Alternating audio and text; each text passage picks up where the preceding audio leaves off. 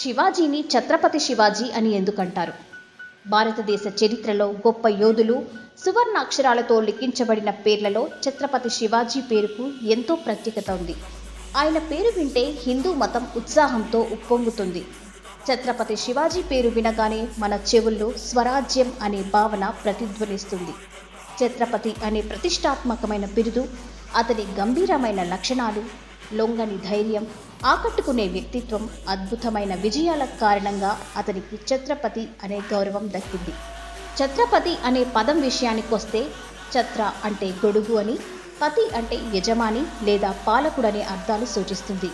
అంటే తన ప్రజలను గొడుగులాగా పైనుండి రక్షించే వారిని అర్థం.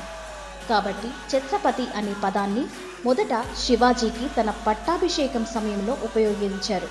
ఫిబ్రవరి 19న ఆయన జయంతి. ఈ సందర్భంగా ఆ మహానుభావుణ్ణి మనందరం ఒక్కసారి స్మరించుకుందాం.